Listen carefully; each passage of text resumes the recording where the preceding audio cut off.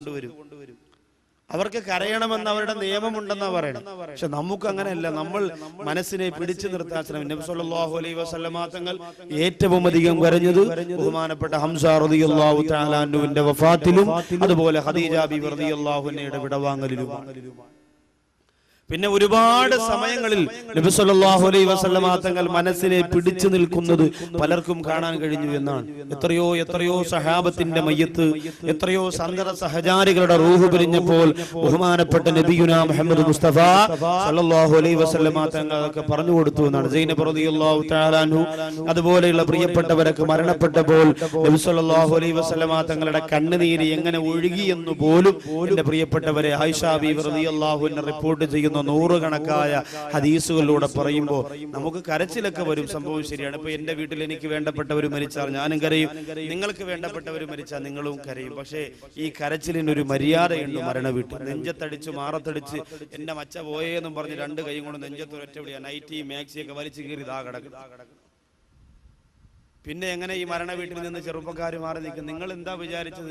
നിങ്ങൾ ആലോചിക്കണം എന്റെ പ്രിയപ്പെട്ടവരെ, മരണ വീടുകളിൽ നമ്മുടെ മനസ്സിന് പ്രയാസം വരുമ്പോഴും സന്തോഷം വരുമ്പോഴാണ് ഇബ്ലീസ് പെട്ടെന്ന് മനസ്സിലേക്ക് കയറുക. ഏറ്റവും അധികം സന്തോഷം വരുമ്പോഴും ഏറ്റവും അധികം സങ്കടം വരുമ്പോഴും ശപിക്കപ്പെട്ടവനാണ് ഇബ്ലീസുൽ ലഈൻ ലഅനത്തുല്ലാഹി അലൈഹി നമ്മുടെ മനസ്സിനെ പിടിച്ചടക്കുമെന്ന്. അതുകൊണ്ട് ഒരുപാട് ശ്രദ്ധിക്കണം. അതുകൊണ്ട് തന്നെ ഇന്ന് പല സ്ഥലങ്ങളിലും കല്യാണത്തിന്റെ അന്നും നിസ്കരിക്കൂല, ആരെങ്കിലും മരിച്ചാൽ മരണത്തിന്റെ അന്ന് നിസ്കരിക്കൂല. ഈ രണ്ട് സമയം ഒഴിച്ച് ബാക്കിയുള്ള ദിവസമൊക്കെ ഭയങ്കര നിസ്കാരം. കാരണം ഈ രണ്ട് ദിവസം ഇബ്ലീസാണ് അവന് നേതൃത്വം കൊടുക്കുന്നത്. നമ്മളതിൽ പെട്ടുപോകരുത്. അതുകൊണ്ട് സഹോദരങ്ങളെ, മരണ വീട്ടിലെ നെഞ്ചത്തടിയും മാറത്തടിയും ഒക്കെ നിർത്തിവെച്ചിട്ട് കരഞ്ഞോ, നിനക്ക് കരയാമതിന് മര്യാദയുണ്ട്. പക്ഷേ എന്തിനാണ് കരയേണ്ടത്? ഈ പ്രിയപ്പെട്ട മരണപ്പെട്ടു പോയ സഹോദരന്റെ ഖബറിന്റെ രക്ഷയോർത്തുകൊണ്ട് അള്ളാഹു എന്റെ പ്രിയപ്പെട്ടവനാണ്, ഭർത്താവാണ്, അതുകൊണ്ട് ആ ഭർത്താവിന്റെ ഖബർ വിശാലമാക്കി കൊടുക്കണേ റഹ്മാനെ. എന്റെ മക്കൾക്ക് വേണ്ടി ജീവിച്ചവനാണ്, എനിക്ക് വേണ്ടി ജീവിച്ചവനാണ്, ഞാൻ എന്തു പറഞ്ഞാലും എന്റെ മുമ്പിലേക്ക് കൊണ്ടുവന്നവനാണ്. വിദേശ രാജ്യത്ത് കിടന്ന് എന്റെ പ്രിയപ്പെട്ടവൻ കഷ്ടപ്പെടുമ്പോ ഞാൻ എന്താവശ്യപ്പെട്ടാലും എന്റെ മുമ്പിലേക്ക് കൊണ്ടുവന്ന് തന്നവനാണ്. അതുകൊണ്ട് എന്റെ പ്രിയപ്പെട്ട ഭർത്താവ് ഇന്ന് മുതൽ ബർസഖിന്റെ ജീവിതത്തിന് തുടക്കം കുറിക്കുമ്പോ എന്റെ പ്രിയപ്പെട്ട ഭർത്താവിന്റെ ഖബർ വിശാലമാക്കി കൊടുക്കണേ അല്ലാഹ് എന്നോർത്തുകൊണ്ട് കരയാവത് മാത്രമല്ല, ബഹുമാനപ്പെട്ട ഉമ്മു സുലൈം റളിയല്ലാഹു തആല അൻഹുവിനോട് അബൂ സലമ റളിയല്ലാഹു തആല അൻഹു പഠിപ്പിച്ചു കൊടുത്ത ദിക്ർ എന്താണ്? അല്ലാഹുവിന്റെ ഹബീബായ നബി മുഹമ്മദ് മുസ്തഫ സല്ലല്ലാഹു അലൈഹി വസല്ലമ തങ്ങൾ പറഞ്ഞു കൊടുത്തതാണ്. അല്ലാഹുമ്മ അജ്റുനി ഫീ മുസീബതി വഖ്ലിഫ്നി ഖൈറൻ മിൻഹാ. നബി സല്ലല്ലാഹു അലൈഹി വസല്ലമ തങ്ങൾ അടുത്തു പോയിരുന്നിട്ട് ബഹുമാനപ്പെട്ട അബൂ സലമ റളിയല്ലാഹു തആല അൻഹു പഠിച്ചുകൊണ്ട് വന്ന ദിക്റാണ്. ഉമ്മു സലമയോട് പറഞ്ഞു കൊടുത്തു, പെണ്ണേ, വിലപ്പെട്ടതെന്തെങ്കിലും നിനക്ക് നഷ്ടപ്പെട്ടു പോയാൽ, ഏറ്റവും വേണ്ടപ്പെട്ട വിലപ്പെട്ടത് എന്തെങ്കിലും നിനക്ക് നഷ്ടപ്പെട്ടു പോയാൽ പെണ്ണെ ഈ ദിക്റ് പറയാ. അള്ളാന്റെ റസൂല് പറഞ്ഞിട്ടുണ്ടോ? എന്ത് ദിക്റാണെന്ന് ചോദിച്ചപ്പോ അബൂ സലമ റളിയല്ലാഹു തആല അൻഹു പറഞ്ഞു കൊടുക്കുന്നു, അല്ലാഹുമ്മ അജ്റിനി ഫീ മുസീബതി വഖ്ലിഫ്നി ഖൈറൻ മിൻഹാ. അല്ലാഹുവേ, എനിക്ക് സംഭവിച്ചു പോയ വിപത്തിൽ നീ എനിക്ക് പ്രതിഫലം തരണേ റഹ്മാനെ. വഖ്ലിഫ്നി ഖൈറൻ മിൻഹാ, അതിനേക്കാൾ ശ്രേഷ്ഠമായത് എനിക്ക് നീ പകരം തരണേ തമ്പുരാനെ. അല്ലാഹുവിന്റെ ഹബീബായ നബി തങ്ങൾ ഈ ദിക്ർ പറഞ്ഞു കൊടുത്തപ്പോ അബൂ സലമ റളിയല്ലാഹു അൻഹു തന്റെ ഭാര്യയോട് പഠിപ്പിച്ചു കൊടുത്തു. ഭാര്യ മനസ്സുകൊണ്ട് ആ ദിക്ർ പഠിച്ചു വെച്ചിരുന്നു. അവസാനം ഒരുപാട് ദിവസം കഴിഞ്ഞപ്പോ അബൂ സലമ റളിയല്ലാഹു തആല അൻഹു മരണപ്പെട്ടു പോയി. ഈ ദിക്ർ പഠിപ്പിച്ചു കൊടുത്ത നബി തങ്ങൾ പറഞ്ഞു കൊടുത്ത ദിക്റും കൊണ്ട് വീട്ടിൽ നിന്ന് ഭാര്യക്ക് പഠിപ്പിച്ചു കൊടുത്ത അബൂ സലമ റളിയല്ലാഹു അൻഹു മരിച്ചുപോയി. മരിച്ചുപോയപ്പോ ഭർത്താവ് മരിച്ച 4 മാസവും 10 ദിവസവും ഇരിക്കണമെന്ന്. സഹോദരിമാർക്ക് ഈ പരിസരത്തൊക്കെ വനിതാ ക്ലാസിന്റെ അവസ്ഥയൊന്നും എനിക്കറിയില്ല. എന്നാലും എന്റെ പ്രിയപ്പെട്ടവരെ, പഠനവേദികൾ നടത്തി സഹോദരിമാർക്ക് ഇദ്ദയുടെ കാലാവധിയും ഇദ്ദയുടെ സൂക്ഷ്മതയൊക്കെ പറഞ്ഞു മനസ്സിലാക്കി കൊടുക്കും. ഇല്ലെങ്കിൽ അത് അപകടമാണ്.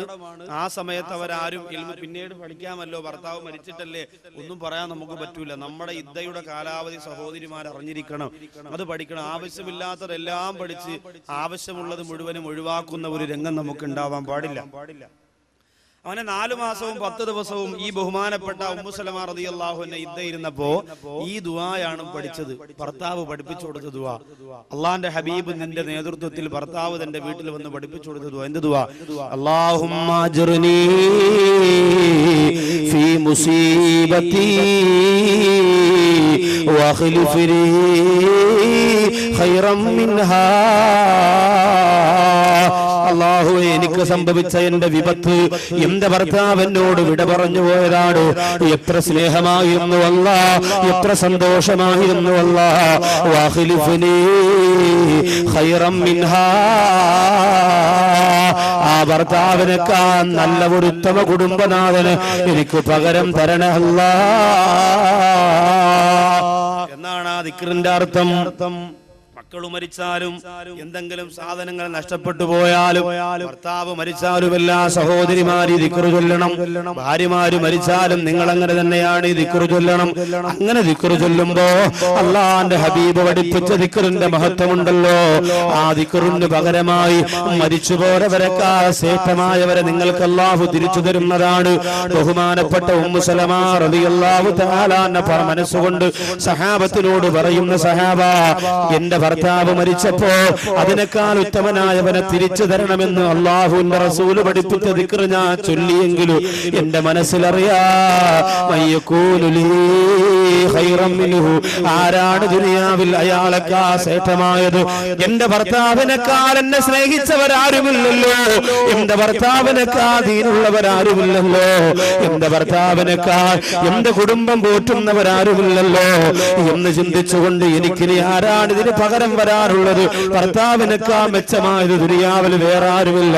ഞാൻ കണ്ട മനുഷ്യരിൽ വെച്ച് ഏറ്റവും ഉത്കൃഷ്ടനാണ് അബൂസലമ. അബൂസലമ മരണപ്പെട്ടു പോയപ്പോൾ ഇനി അബൂസലമയ്ക്ക് പകരം ആരാണ് എനിക്ക് വരാനുള്ളത്? പക്ഷേ ഫലമംഗലത്തെ യുദ്ധത്തി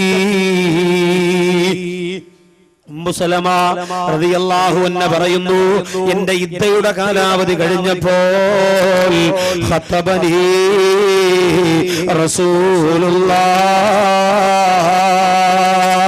അല്ലാഹുവിന്റെ റസൂല് വിവാഹാലോചനയുമായി ചെല്ലുകയാണ്.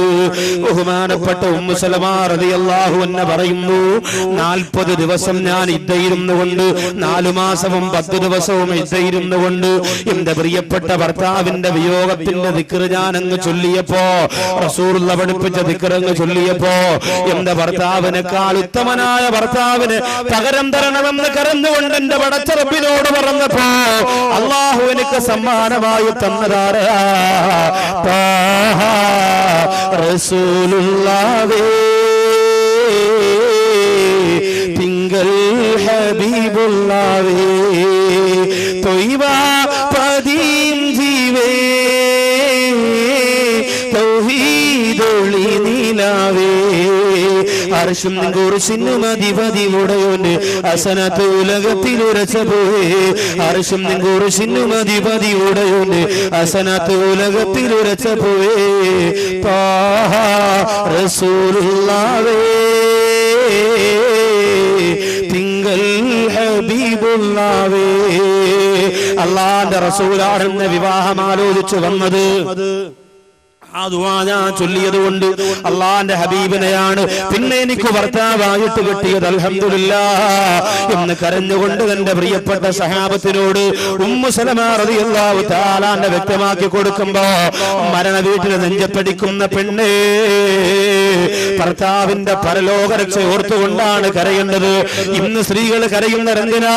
ബഹുമാനപ്പെട്ട തഴവ ഉസ്താദ് പറഞ്ഞതുപോലെ സിനിമയ്ക്ക് സ്കൂട്ടറിൽ കൊണ്ടുപോകാൻ എന്നെ ആരുണ്ട് എന്നോർത്തവളതാ കരയുന്നേ. സിനിമയ്ക്ക് സ്കൂട്ടറിൽ കൊണ്ടുപോകാൻ എന്നെ ആരുണ്ട് എന്നോർത്തവളതാ കരയുന്നേ. അല്ലാഹുവേ, പടച്ചവനെ, എന്നെ ഇനി ആരാണ് ഒരു സിനിമ കാണിക്കാൻ കൊണ്ടുപോകാനുള്ളത്? മമ്മൂട്ടിയുടെ ബെക്സാറ്റർ കാണാൻ കൊണ്ടുപോകാൻ എന്റെ പ്രിയപ്പെട്ട ഇക്ക മേരിക്കൊണ്ടൊരു കുഞ്ഞാട് കാണാ പൾസറിന്റെ പുറകിൽ എത്തിയിട്ട് പരനിക്കാവിന്റെ റോഡിലൂടെ നാട്ടുകാർ നോക്കി നിൽക്കുന്നു. എന്റെ കൂട്ടുകാർ കൂട്ടുകാരികളാണ് സ്ത്രീകളൊക്കെ അത്ഭുതപ്പെടുമ്പോ അവരുടെ മുന്നിലൂടെ അന്തസ്സോടെ എന്നെ കൊണ്ടുപോറ എന്റെ പ്രിയപ്പെട്ട ഇക്ക, ഉത്സവം കാണാൻ കൊണ്ടുപോറേക്ക, വീഗാലാനിന്റെ കൃത്രിമ കടപ്പുറത്ത് എന്നെ കൊണ്ടുവന്നിട്ട് കുളിപ്പിക്കാൻ വേണ്ടിയിട്ട് എന്നെ കടലിലേക്ക് വലിച്ചെറിഞ്ഞ ഇക്ക, നാളെ ആരാണ് എന്നെ കൊണ്ടുപോകാൻ വരുന്നത്? നിങ്ങൾ മരിച്ചുപോയല്ലോ എന്ന് പറഞ്ഞ് സങ്കടപ്പെടുന്ന ഒരു ഭാര്യയായി നമ്മുടെ ഭാര്യ മാറാൻ പാടില്ല. അങ്ങനെ സങ്കടപ്പെടുന്ന ഭാര്യയാണെങ്കിൽ വേറൊരു ഭർത്താവിനെ കിട്ടുമ്പോൾ ആ സങ്കടം അങ്ങ് തീരും, പിന്നെ നമ്മളെ മറക്കും.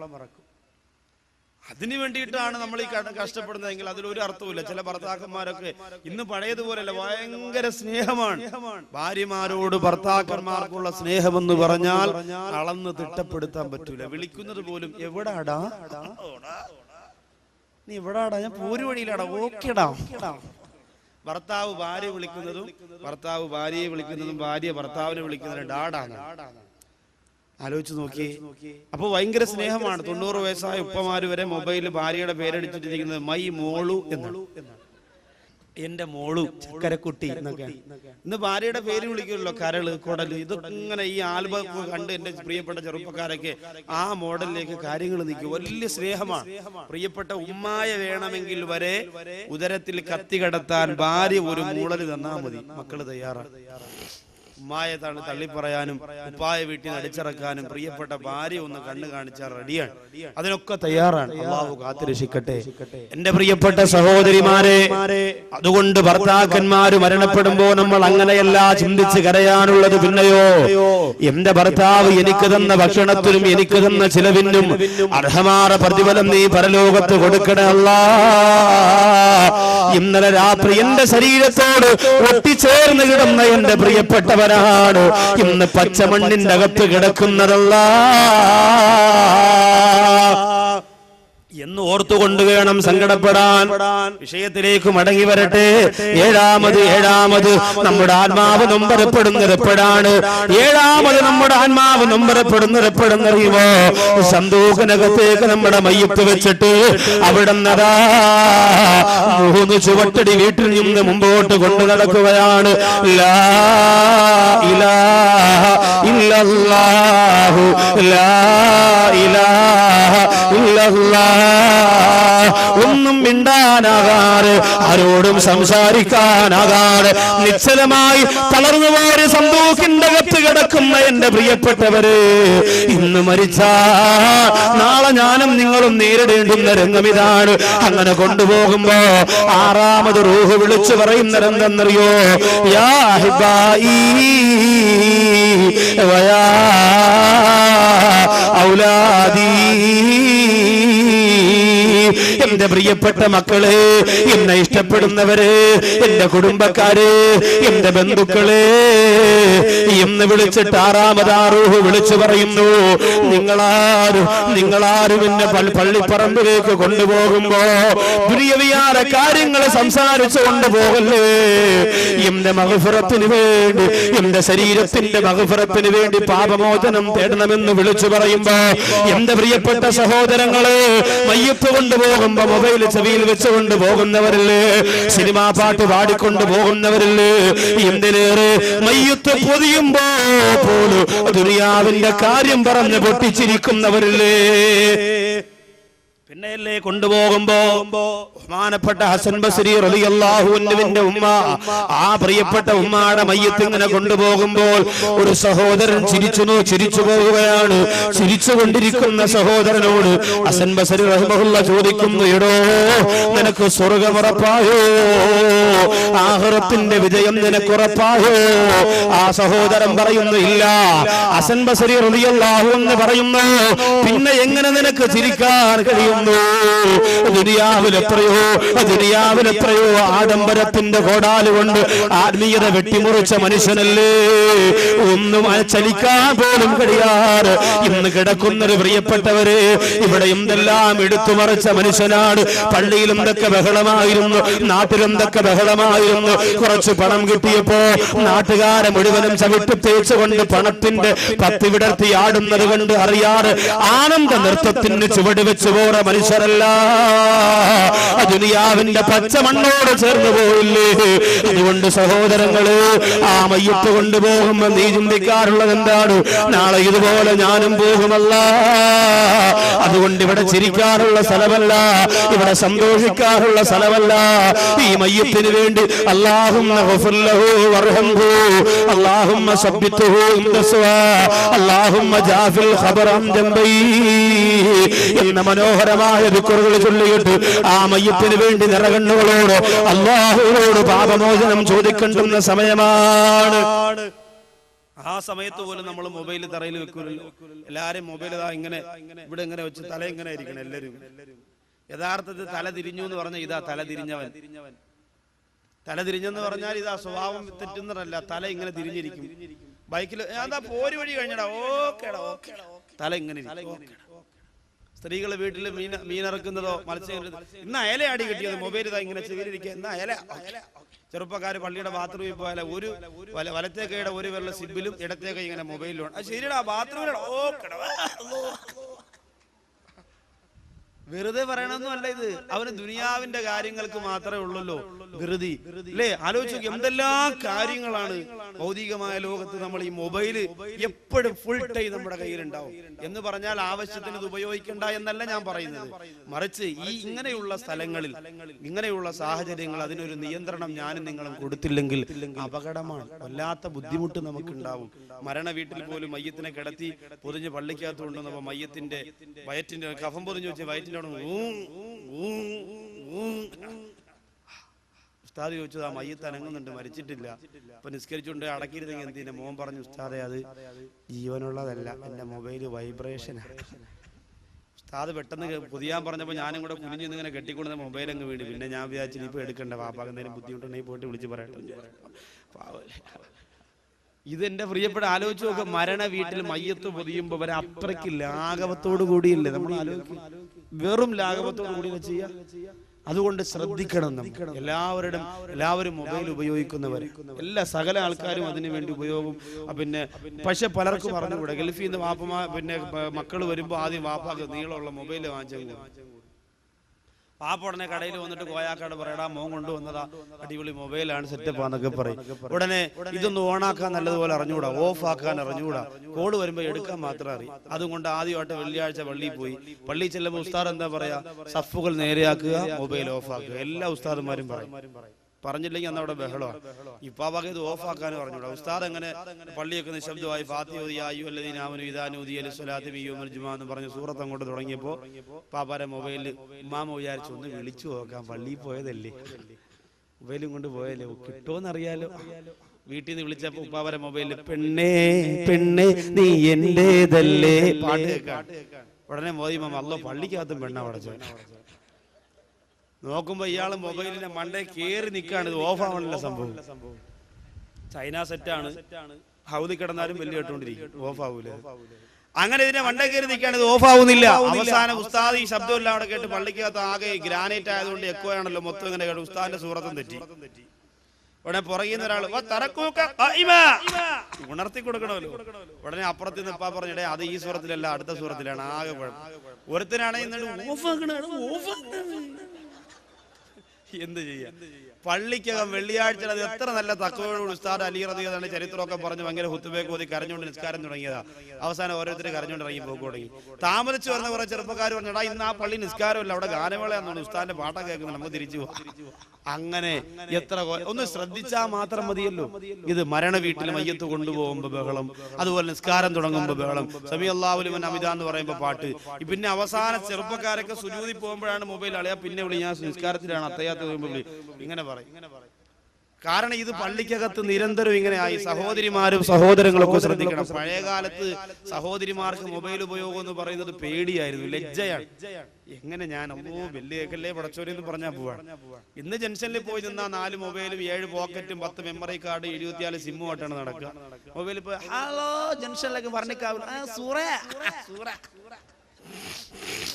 ആരോട് സംസാരിക്കും? ഒരറപ്പുമില്ല പെൺകുട്ടികൾക്ക്. 14 വയസ്സും 15 വയസ്സും മുതൽ അവിടെ നിങ്ങോട്ട് 90 വയസ്സുള്ള തള്ളമാർക്ക് വരെയും അറപ്പില്ല. പക്ഷേ ഒരു കാര്യം നിങ്ങൾ മനസ്സിലാക്കണം സഹോദരിമാരെ, അന്യപുരുഷന്മാരോട് സംസാരിച്ചു കൊണ്ടിരിക്കുന്ന സംസാരങ്ങൾ മുഴുവനുമുണ്ടല്ലോ, ഭർത്താവറിയാതെ സംസാരിച്ചു പോരെ മുഴുവൻ സംസാരങ്ങളും അതാ നിന്റെ മൊബൈലിനകത്ത് നിന്ന് ക്ലിപ്പ് ചെയ്ത് എടുക്കാൻ സാധിക്കുന്ന സംവിധാനം ഇന്ന് ചൈന കണ്ടുപിടിച്ചിരിക്കുകയാണ്.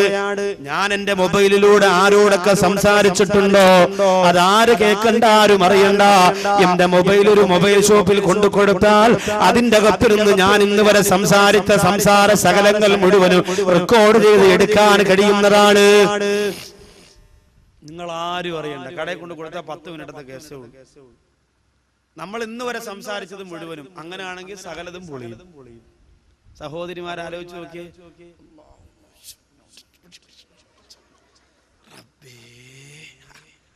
ആലോചിച്ച് നോക്കി നമ്മുടെ ഈ മൊബൈൽ എന്ന് പറയുന്ന സംഭവത്തിന്റെ ഗൗരവം നിങ്ങൾക്ക് മനസ്സിലായി. ഇപ്പൊ എത്ര മണിയാണെന്ന് ആലോചിച്ച് നോക്കി, 9:25 അല്ലെങ്കിൽ 9:30 അല്ലെങ്കിൽ 9:20. ഈ സമയത്ത് ഞാൻ എന്റെ മൊബൈൽ ഓഫാക്കി വെക്കുകയാണെന്ന് കരുതിക്കോ. ഓഫാക്കി വെക്കുന്ന മൊബൈൽ 9:30 ഞാൻ ഓഫാക്കുന്ന മൊബൈൽ 10:30 ഞാൻ ഓണാക്കുക. 10:30 ഓണാകുമ്പോ ഈ മൊബൈലിൽ എത്ര മണിയാവണം? 9:30 ആകാവൂ. കാരണം ഓഫാക്കി വെച്ചിരുന്ന സാധനമാണ്. 9:30 ഓഫാക്കിയതാണ്. അപ്പൊ ഇനി ഓണാക്കുമ്പോൾ 9:30 ആവാവൂ. പക്ഷെ 10:30 ഞാനത് ഓണാക്കുമ്പോ അതിനകത്ത് 10:30 ആയി. അപ്പൊ ഇത് ജീവനില്ലാതെ ഓഫാക്കി വെച്ചിരുന്ന സെറ്റിനകത്ത് ടൈം പ്രവർത്തിച്ചിരിക്കുകയാണല്ലോ അല്ലേ? അതാ സംഭവം. ഇത് ചെറിയ കാര്യമൊന്നുമല്ല. ഇത് അടുത്തിരുന്ന് സംസാരിക്കുന്നത് പോലും ചിലപ്പോ ഇതിനകത്ത് റെക്കോർഡിങ്. സഹോദരിമാര് പറയുമ്പോ അങ്ങനെയാണെങ്കിൽ ഇനിയിപ്പോ കൂടെ കൊണ്ടു നടക്കാൻ വരെ പറ്റൂലല്ലോ, പടച്ചോ എല്ലാം പൊളിയും. നിങ്ങൾ എന്താ കരുതിയത്? അള്ളാഹു സുബ്ഹാനഹു വ തആല ഇപ്പോ ഈ ഒരു കാലയളവിൽ ഇത് വന്നപ്പോ നിങ്ങൾക്ക് പേടിയായില്ലേ? പഴയ കാലത്തൊക്കെ റക്കീബ് അത്തീത് നിങ്ങൾ പറയുന്നതെല്ലാം റെക്കോർഡ് ചെയ്ത് എടുക്കുമെന്ന് പറഞ്ഞപ്പോ നമ്മളൊന്നും വിശ്വസിച്ചില്ല. ഇപ്പൊ നമ്മുടെ കയ്യിൽ ഇരിക്കുന്ന മൊബൈല് പോലും പഴയ കാലത്ത് നാം സംസാരിച്ച ഈ മൊബൈലിനകത്ത് എന്തൊക്കെ സംസാരിച്ചിട്ടുണ്ടോ അത് മുഴുവനും അതായി എടുക്കാൻ പറ്റുന്ന അവസ്ഥയിലേക്ക് എത്തിയെങ്കിൽ ഒരു വാക്കുപോലും അള്ളാഹുവിന്റെ കോടതിയിൽ മാറൂല. ദുനിയാവിൽ പറഞ്ഞതല്ല, അള്ളാഹുവിന്റെ അടുത്ത് എന്റെ പ്രിയപ്പെട്ടവരെ സേവ് ചെയ്ത് വെച്ചിട്ടുണ്ട്. അള്ളാഹു കാത്തുരക്ഷിക്കട്ടെ. നല്ലത് പറയാനും നല്ലത് ചെയ്യാനും അള്ളാഹു തൗഫീഖ് തരട്ടെ. വിഷയത്തിലേക്ക് മടങ്ങി വരുന്നു. അതുകൊണ്ട് മയ്യത്ത് ചുമന്ന് പള്ളിപ്പറമ്പിലേക്ക് പോകുമ്പോ അതിനോട് അനാദരവ് കാണിക്കല്ലേ. അതുപോലെ നിന്നെയും കൊണ്ടുപോകാനുള്ളതാണെന്ന ചിന്ത വേണം. അതുപോലെ നിന്നെയും അവ പള്ളിപ്പറമ്പിലേക്ക് കൊണ്ടുപോയി അടക്കുമെന്നുള്ള ചിന്ത എന്റെ പ്രിയപ്പെട്ട സഹോദരങ്ങളെ നമുക്ക് ആവശ്യം. ഇനി 8ാമത് എപ്പോഴാണ് നമ്മുടെ റൂഹ് വിളിക്കുന്നത്? 7ാമത് നമ്മുടെ റൂഹ് നമ്പരപ്പെടുന്നത് എപ്പോഴാണ്? അതേ പള്ളിപ്പറമ്പിലേക്ക് കൊണ്ടുപോകാൻ സമയമായി. നിസ്കാരത്തിന് മുമ്പരാ പള്ളിക്കകത്തേക്ക് ആ മയ്യത്തിനെ എടുത്തു വെക്കുമ്പോ ആ റൂഹ് തന്റെ കുടുംബക്കാരായ തന്റെ ബന്ധുക്കളായ തന്റെ ശരീരം ചുമന്നു കൊണ്ടുവരുന്നവരെ നോക്കിയിട്ട് പറയുന്നു, ലാ തഉറന്നകുമുദ് ദുനിയാ കമാ ദുനിയാവ് നിങ്ങളെ വഞ്ചിക്കാതിരിക്കട്ടെ, ദുനിയാവ് നിങ്ങളെ ചതിക്കാതിരിക്കട്ടെ. കമാ ഉറത്തനി, എന്നെ ആ ദുനിയാവ് ചതിച്ചതുപോലെ എന്നെ ദുനിയാവ് പോലെ നിങ്ങളെ ദുനിയാവ് ചതിക്കാതിരിക്കട്ടെ എന്ന് പറയുകയാണ്. പ്രിയപ്പെട്ടവരെ ആലോചിക്കുക, ഓരോരുത്തരും ദുനിയാവിന്റെ ചതിയിൽപ്പെട്ടില്ലേ, പണത്തിന്റെ ചതിയിൽപ്പെട്ടില്ലേ, പെണ്ണിന്റെ ചതിയിൽപ്പെട്ടില്ലേ, ആഡംബരത്തിന്റെ കുരുക്കിൽപ്പെട്ടില്ലേ. ഇന്ന ദുനിയാ ഹുൽവത്തുൻ ഹദറാ, പച്ചപിടിച്ച കാണാൻ രസമുള്ളതാണ് പ്രിയപ്പെട്ടവരെ ദുനിയാവ്. അതുകൊണ്ട് ദുനിയാവിന്റെ പിന്നാലെ പോകല്ലേ. 7ാമതാം അയ്യപ്പന്റെ റൂഹ് പറയുന്നതാണ്, അയ്യപ്പ ചുമന്നു കൊണ്ടുവരുന്നവരെ, നിസ്കാരം കഴിഞ്ഞ് പോകാൻ തീരുമാനിച്ചവരെ, അടക്കി കഴിഞ്ഞ് പോകാൻ തീരുമാനിച്ചവരെ, ദുനിയാവ് നിങ്ങളെ വഞ്ചിക്കാതിരിക്കട്ടെ. ഉസ്താദുമാരുടെ വാല് കേട്ട് ഞാനും തീരുമാനിച്ചതാണ് നിസ്കാരം തുടങ്ങണമെന്ന്, തലമറക്കണമെന്ന്, നോമ്പ് പിടിക്കണമെന്ന്, സ്വലാത്ത് ചൊല്ലണമെന്ന്, പള്ളിയുമായി ബന്ധപ്പെടണമെന്ന്. പക്ഷേ എന്നെ ഇബ്ലീസ് നശിപ്പിച്ചു കളഞ്ഞു, എന്നെ ദുനിയാവ് കുരുക്കി കളഞ്ഞു. അതുകൊണ്ട് വേണ്ട, എന്നെ നശിപ്പിച്ചതുപോലെ എന്റെ മയ്യത്ത് ചുമക്കുന്നവരെ നിങ്ങളെ നശിപ്പിക്കാതിരിക്കട്ടെ. എന്റെ ജീവിതം തീർന്നു, നിങ്ങൾക്കിന് ജീവിതം ബാക്കിയാണ്. ബാക്കിയുള്ള ജീവിതം 1 സെക്കൻഡ് ആണെങ്കിൽ പോലും നിങ്ങൾ ഭാഗ്യവാന്മാരാണ്. നിങ്ങൾക്ക് പ്രവർത്തിക്കാനുള്ള സ്വാതന്ത്ര്യമുണ്ട്, എനിക്കതില്ലല്ലോ, എന്റെ റൂഹ് പിരിഞ്ഞല്ലോ. അതുകൊണ്ട് ഈ വിളിയാണ് ആറാമത് ഏഴാമതായിട്ട് ആ റൂഹ് അയ്യപ്പ് ചുമന്നുകൊണ്ട് പോകുന്നവരോട് വിളിച്ചു പറയുന്നതെങ്കില് നമ്മളാരും അത് അറിയുന്നില്ല, നമ്മളാരും അത് ശ്രദ്ധിക്കുന്നില്ല. വീണ്ടും പറയുന്നു, വലാ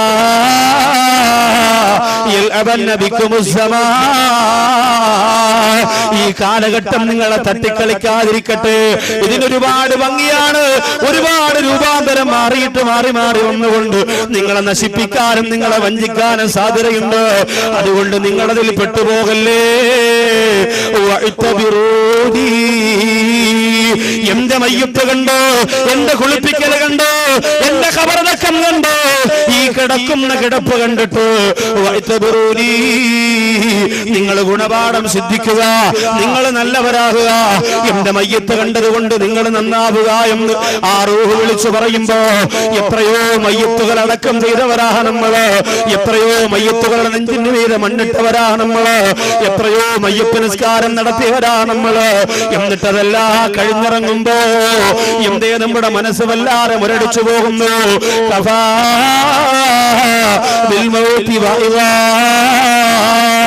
അല്ലാഹുവിന്റെ റസൂല് പറയുന്നു, ഏറ്റവും നല്ല വായലാരാണ്, ഏറ്റവും നല്ല പ്രഭാഷകനാരാണ്, ഏറ്റവും നല്ലതുപോലെ ദുനിയാവിൽ ഉപദേശ നിർദ്ദേശം കൊടുക്കാൻ കഴിവുള്ളതാർക്കാന്നറിയോ?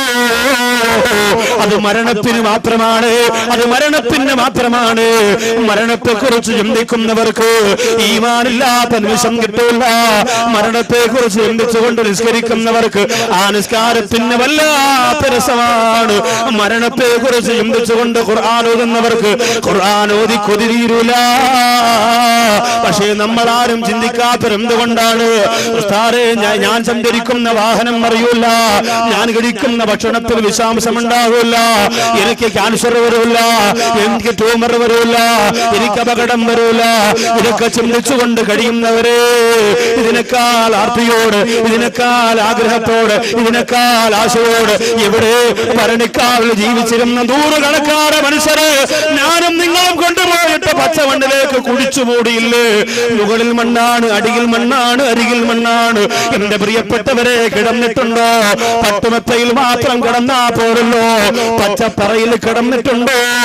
പായ വിരിച്ച മാർബിൾ കിടക്കുന്നതല്ല, ഗ്രാനൈറ്റിൽ കിടക്കുന്നതല്ല, ഓടിട്ടിച്ച മുറ്റത്ത് കിടക്കുന്നതല്ല, പച്ച മണ്ണിൽ കിടന്നിട്ടുണ്ടോ? ഇല്ലെങ്കിൽ അതാ പെണ്ണേ, നെറ്റിന്റെ ചുരിദാറിട്ടുകൊണ്ട് അന്യപുരുഷന്മാര് ശ്രദ്ധിക്കുന്ന ജനിച്ചറിൽ പോയി മൊബൈലും ചെവിയിൽ വെച്ച് ചുണ്ട് ചുമപ്പിച്ച് കറങ്ങി നടക്കുന്ന എന്റെ പ്രിയപ്പെട്ട മഹിളകളെ,